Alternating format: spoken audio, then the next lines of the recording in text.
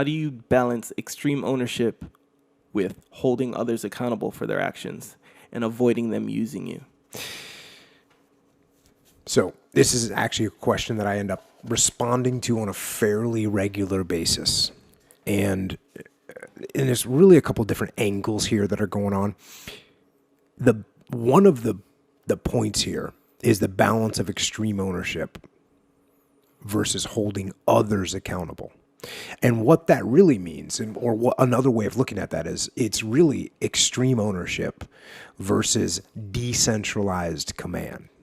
So decentralized command it's one of the laws of combat that Leif and I write about in the book, decentralized command. And what that means is everybody leads. That means everybody's a leader. And that's what you want. And that is the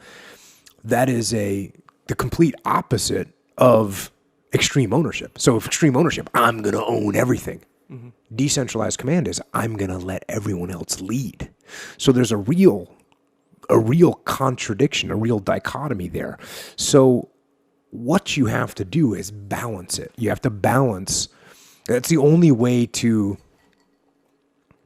sort of rectify or reconcile those two opposing forces, because you do have to have extreme ownership of everything. That is true. And at the same time, you have to have decentralized command, because you can't be everywhere at once, and you have to let your frontline leaders lead. So you have to balance them. So that's one part of it, is that you should, if you feel yourself, for instance, if you feel like you can't get everything done and you're losing control, or you're not able to execute everything because there's too much on your plate, it means that you're not delegating enough. It means that your frontline troopers aren't stepping up and leading. Now, so you've gone too far in one direction. Now, if your leaders, or if all of a sudden you're having to tell your leaders, like, hey, you need to get this done. Hey, what are you doing? Why aren't you taking initiative? Then that means you've gone too far in the other direction. So you have to find the good balance. And that's the goal. And again, and I'll say it over and over again, that's what makes leadership hard. The hardest thing about leadership is that there's opposing forces that you have to balance. And if you could just pick the extreme and go with it, and that made you a good leader, anyone could do it. But it's not. It's the balance that makes you a good leader. It's the balance that's challenging.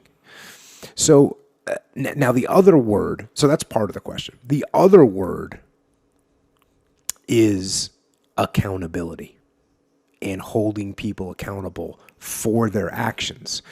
Now, this is where I'm going to throw something out that people are not going to expect me to say, because people always talk about accountability. And I hear that all the time in businesses, and they say, yeah, we really need accountability. Mm-hmm. And here's the issue I have with that. You don't want to have to rely on accountability. Accountability is actually a crutch.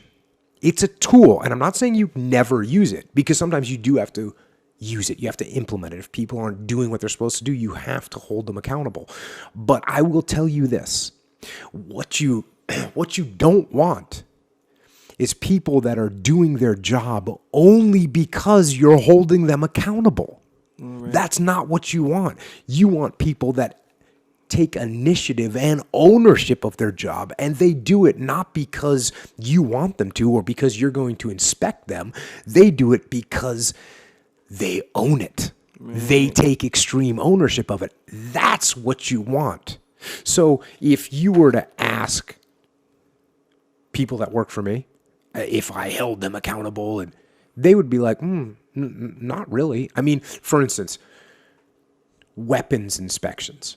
So, I'm in charge of a platoon, or I'm in charge of a task unit, and there's, a couple hundred weapons or whatever, a bunch of weapons. And if you don't take care of those weapons, and people don't maintain them and clean them and lubricate them properly, they can rust very easily. Mm-hmm. And so, one of the things that you may have to do is do weapons inspections to make sure that my guys are cleaning their weapons. And I can tell you, I rarely, if ever, conducted actual weapons inspections. The reason? My guys did it. My guys owned it. My guys wanted to be the best. They wanted to always have the best possible reputation. And so I didn't have to go around inspecting their weapons because I knew that they were going to do it. I knew that my guys who were on board, who understood why we were doing what we were doing, who understood that we wanted to be the best and who were on board with trying to be the best, said, you know what? You know, we are going to make sure these weapons are the best possible. And I learned this when I was in my second platoon. My boss was an awesome guy.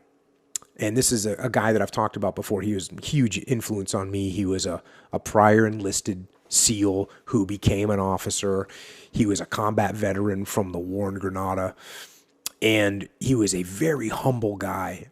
And he's actually the guy that inspired me to become an officer, because I said to myself, well, this guy made our lives so good. Maybe I could do that for 16 guys in a platoon someday.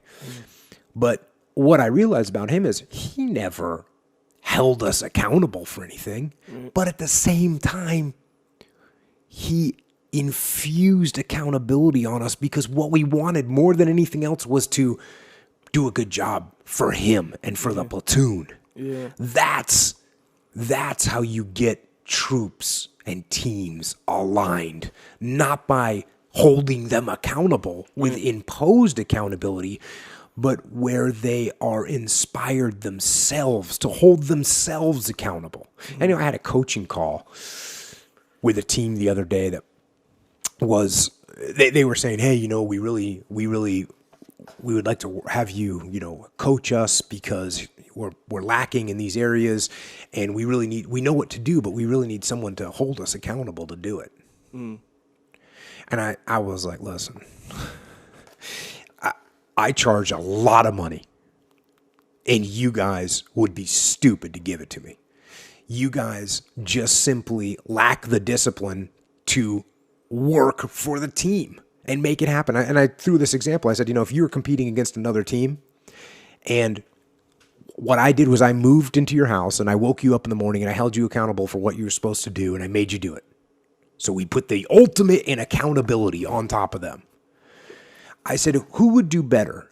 You guys with me waking you up in the morning and beating you until you accomplished what you were supposed to do. I held you to the highest standard of accountability.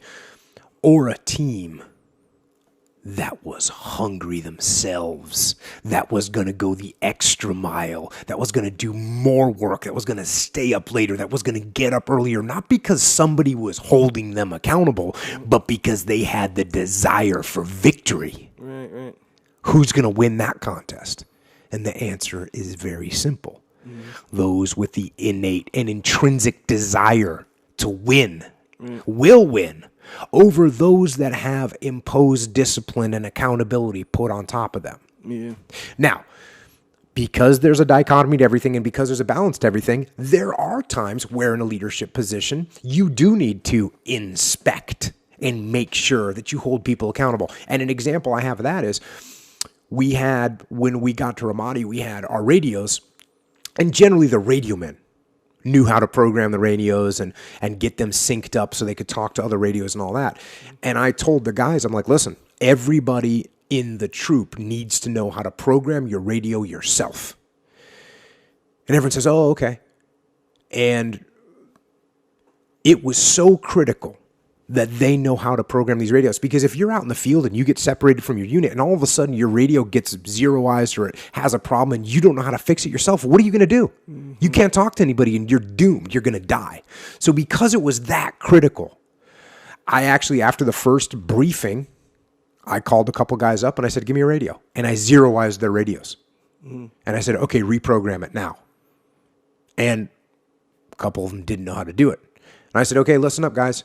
No one is going on operation if you can't reprogram your radio. And so the guys had to sit down and go and figure out how to do it. So there's times where you do have to hold people accountable. And in that situation, I knew that even though I was saying, hey, it's important, they didn't realize how important it was. Because, it was, you got to know how to work your gear. They kind of took it like that. I knew that guys didn't really understand the nature of how important it was to be able to operate and reprogram your entire radio and sync it with the Army radios and all that. I knew that they didn't quite understand how important it was. And so I had to hold them accountable. But generally, 98% of the stuff, I didn't have to hold people accountable. I didn't inspect things. I expected things, and they delivered. Yeah. And that's people will follow your lead if you take ownership. That's how my guys have always been. They've always seen that and known what the expectations were. And finally, if you're sitting there and you keep saying to yourself, I got to hold people accountable, most likely, you don't need to hold them accountable. You need to lead them. Yeah. You need to make them understand why they're doing what they're doing, why it's important, how it impacts the strategic mission, how it impacts the team, how it impacts them. That's leadership. Not accountability, it's leadership. Accountability is just a tool, and it is it's a crude tool compared to real leadership. So use it if you have to, but try and use leadership instead.